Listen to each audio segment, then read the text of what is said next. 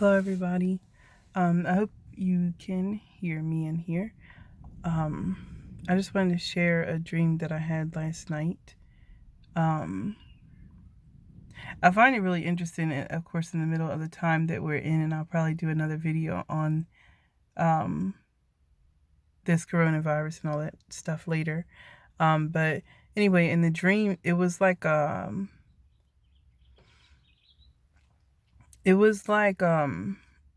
after election time, and I don't know how I had the sense for that, but Donald Trump was still president. But it felt like to me like as if like a significant amount of time had passed. Either way, we were going to war. The U.S. We were going to war, and they were mandating people. Like obviously, people had didn't agree with going to war, and they had mandated people, like mandated drafts. And in the dream, I was one of the people saying it, and other people started saying it too, and it was like a thing.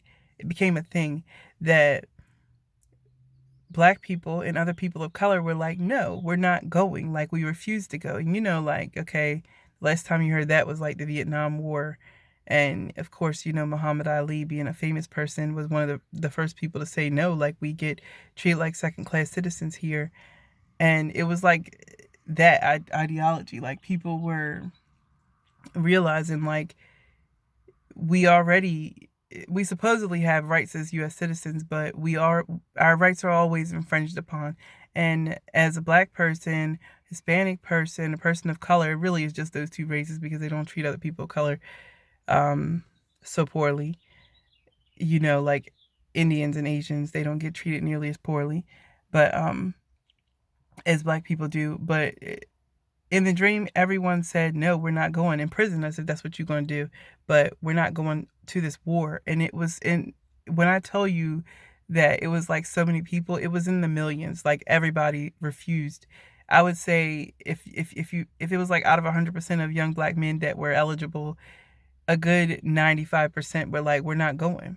We're not doing this. And it's our right to not go. We're not dying for a country. We're not doing this for a country that doesn't respect us. If you keep, like, what do we look like dying over there and dying on the streets here? Like, we're not doing it. And it was like, because of that, it was like almost like the dream fast forwarded.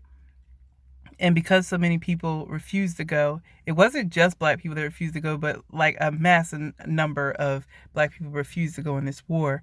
And other, like, of course, white people, they were also waking up and realizing, like, nah, this isn't even about, like, the war doesn't even make any sense. I don't know who we were going to war with.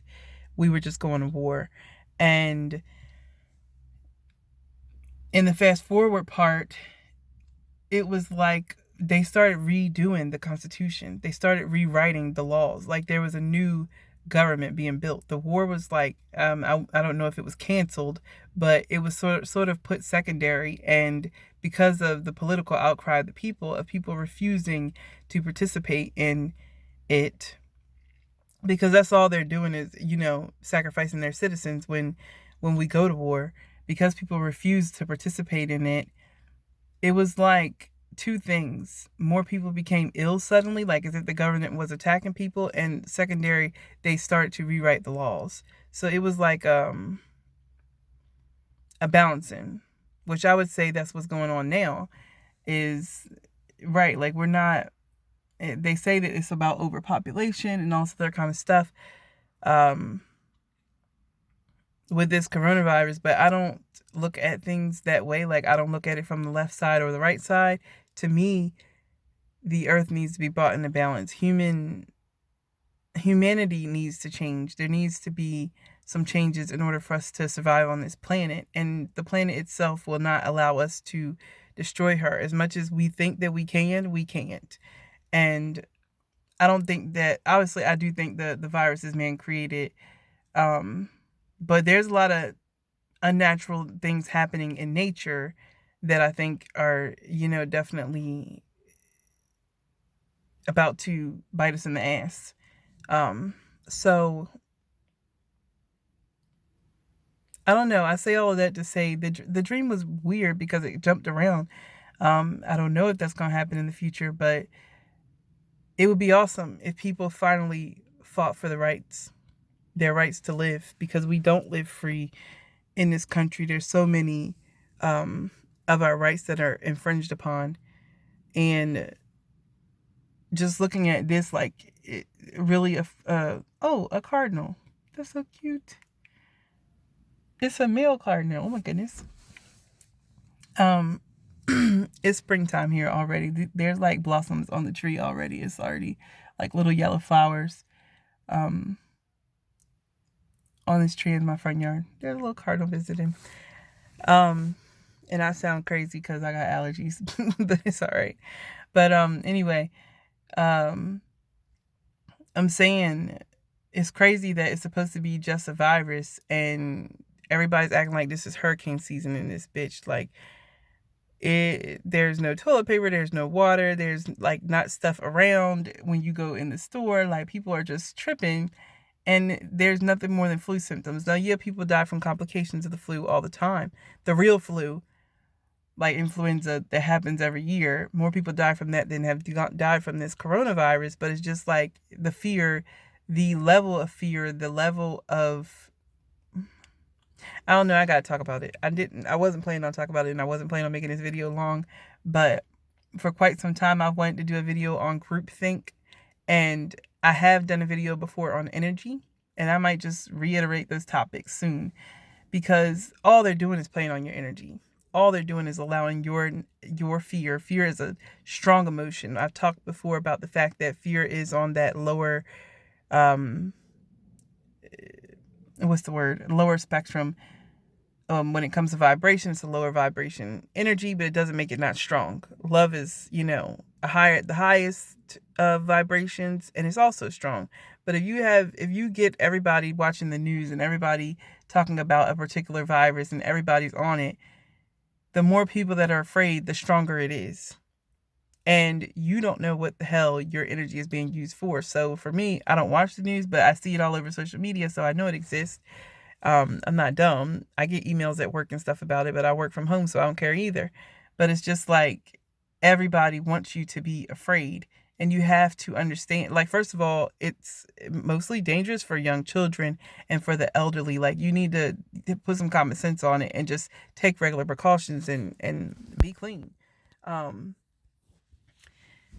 I feel like the concept of just taking people's mental energy and throwing it all into this thing, and everybody's playing into it, conscious and unconscious. Like, some people talk about they woke, and that's all they keep talking about is this fucking virus. And I'm just like, are y'all really doing this? I've been, regular living my life. I'm not trying to live my life in any kind of fear. I don't understand why other people compromise so easily. Your energy is everything. And that's the only thing that they cannot control. Your mind is yours to control, to allow what you will allow in. And if you don't control it, guess who does? Guess who will gladly tell you what to think and where to go and what to eat, what to drink, and et cetera, et cetera. And that's all that's happening now. So, I don't know. I feel like there's something bigger politically that's about to go on. I felt that before I had this dream, but I don't know. I feel like it's a definite. I feel like things have to change politically in order for there to be balance. You can only test the poor so long. You can only test the, what do you call it, disenfranchised, the underserved, the forgotten about, the trodden upon, the oppressed. You can only oppress them for so long. And energetically, I think with so many people returning to the old ways, so many people tapping into their ancestral lineage, so many people contacting and working their altars, I feel like something's bound to happen. All the energy has to go towards something, and I feel like something's bound to happen. So y'all keep y'all eyes out, and if you have your altars, work them. If you don't have an altar, work the altar of your mind, as I spoke about before. Mentally think on your ancestors and speak and talk to them and ask for guidance in this time, because things are about to change, and you want to be wise in the decisions that you make in the future. So that's all I'm gonna say now. I'm about to go get something to drink because I'm thirsty. And my throat sounds terrible. But anyway, bye bye.